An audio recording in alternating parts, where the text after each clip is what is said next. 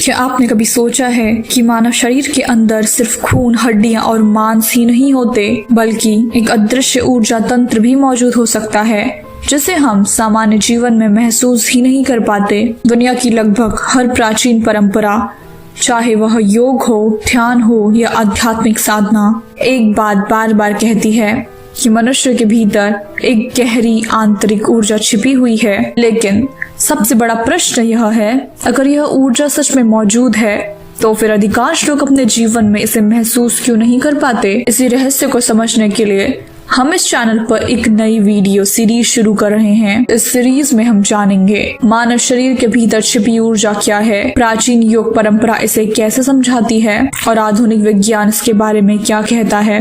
और आज इस सीरीज के पहले एपिसोड में हम सबसे महत्वपूर्ण प्रश्न से शुरुआत करेंगे, क्यों 95% लोग अपने भीतर की ऊर्जा को महसूस ही नहीं कर पाते। क्या सच में हमारे भीतर कोई शक्ति सोई हुई है या फिर हमारे जीवन में कुछ ऐसे अवरोध हैं जो इस ऊर्जा को अनुभव होने से रोक देते हैं। आइए इस रहस्य को धीरे धीरे समझते हैं। भाग 1, ऊर्जा की कमी नहीं, ऊर्जा का गलत उपयोग। सबसे पहले हमें एक बहुत महत्वपूर्ण भ्रम को समझना होगा। अधिकांश लोग यह मानते हैं कि उनके शरीर में ऊर्जा कम है, लेकिन वास्तविकता यह है कि समस्या ऊर्जा की कमी नहीं है, समस्या है ऊर्जा का गलत दिशा में खर्च होना। आधुनिक जीव विज्ञान बताता है कि हमारे शरीर की हर कोशिका लगातार ऊर्जा बना रही है। हम जो भोजन खाते हैं वह कोशिकाओं के अंदर जाकर एटीपी नामक ऊर्जा अणु में बदल जाता है। यही एटीपी मांसपेशियों को चलाता है, दिल को धड़काता है और दिमाग को सोचने में सक्षम बनाता है। लेकिन यहाँ एक दिलचस्प तथ्य है, मानव शरीर की ऊर्जा का बहुत बड़ा हिस्सा हमारे विचारों और मानसिक गतिविधियों में खर्च होता है।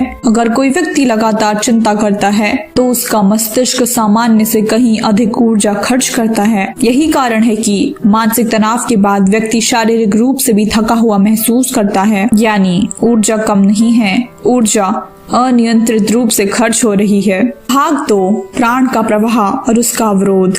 प्राचीन योग परंपरा इस स्थिति को एक अलग दृष्टिकोण से समझाती है। योग दर्शन कहता है कि मानव शरीर केवल जैविक प्रणाली नहीं है। योग दर्शन कहता है कि मानव शरीर केवल जैविक प्रणाली नहीं है, इसके भीतर एक सूक्ष्म ऊर्जा भी प्रवाहित होती है जिसे कहा जाता है प्राण। यह प्राण नाड़ियों के माध्यम से पूरे शरीर में चलता है। जब यह प्रवाह संतुलित होता है तो व्यक्ति के भीतर स्पष्टता, ऊर्जा और मानसिक स्थिरता स्वाभाविक रूप से बनी रहती है। लेकिन जब जीवन में अव्यवस्थित दिनचर्या, मानसिक तनाव और असंतुलित सांस बढ़ जाते हैं तो यह ऊर्जा संतुलित रूप से प्रवाहित नहीं हो पाती। यानी समस्या यह नहीं है कि ऊर्जा नहीं है, समस्या यह है कि ऊर्जा का प्रवाह बाधित हो जाता है। भाग 3, आधुनिक जीवन की सबसे बड़ी गलती। अगर हम ईमानदारी से देखें तो आधुनिक जीवन शैली मानव शरीर की प्राकृतिक प्रणाली के विपरीत है। हमारा शरीर लाखों वर्षों के विकास के बाद गतिशील जीवन के लिए बना है, लेकिन आज अधिकांश लोग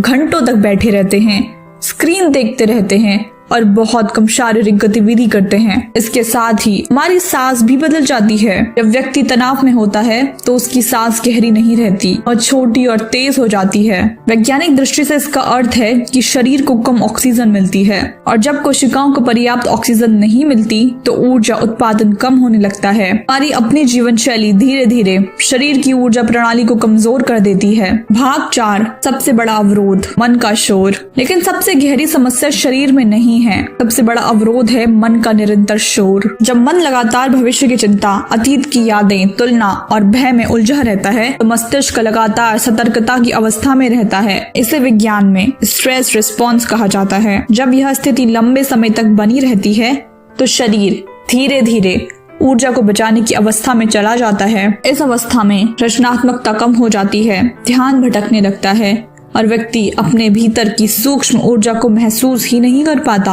अब सबसे महत्वपूर्ण प्रश्न, समाधान क्या है? अगर समस्या मन का शोर, असंतुलित सांस और अव्यवस्थित जीवन शैली है तो समाधान भी इन्हीं 3 स्तरों पर मिलता है। पहला, सांस को संतुलित करना। योग परंपरा में प्राणायाम का महत्व इसलिए है क्योंकि सांस शरीर और मन के बीच का सेतु है। जब सांस गहरी और धीमी होती है तो शरीर में ऑक्सीजन बढ़ती है और तंत्रिका तंत्र शांत होने लगता है। दूसरा, शरीर को सक्रिय रखना। शरीर की ऊर्जा गतिशीलता से जागृत होती है, इसलिए योग, चलना या हल्का व्यायाम ऊर्जा प्रवाह को संतुलित करने में मदद करता है। तीसरा, मन को शांत करना। ध्यान का उद्देश्य विचारों को रोकना नहीं है। ध्यान का उद्देश्य है विचारों के साथ अपनी पहचान को ढीला करना। जब मन धीरे धीरे शांत होता है तो व्यक्ति पहली बार अपने भीतर की सूक्ष्म ऊर्जा को महसूस करना शुरू करता है। योगियों का अनुभव। सदियों से योग साधक कहते आए हैं कि जब सांस संतुलित हो, शरीर स्थिर हो और मन शांत हो तो व्यक्ति के भीतर एक नई ऊर्जा का अनुभव होने लगता है। यह कोई जादू नहीं है, यह मानव शरीर की एक स्वाभाविक संभावना है। तो आज हमने समझा कि समस्या ऊर्जा की कमी नहीं है। मानव शरीर के भीतर ऊर्जा हमेशा मौजूद रहती है, लेकिन जब मन अशांत हो, सांस असंतुलित हो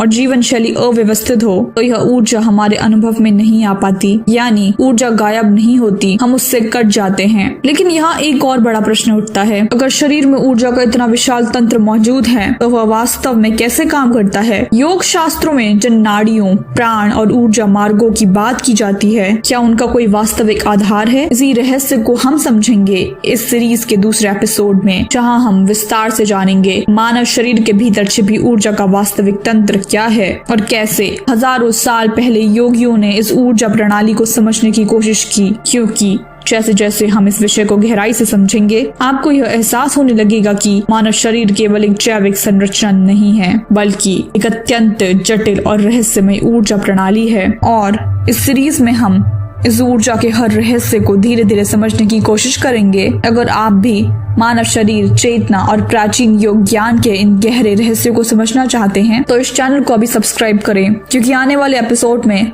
हम उन सच्चाइयों की बात करेंगे जो सामान्य रूप से कहीं सिखाई नहीं जाती और शायद रहस्य को समझने के बाद आप अपने शरीर और अपने अस्तित्व को पहली बार सच में समझ पाएंगे।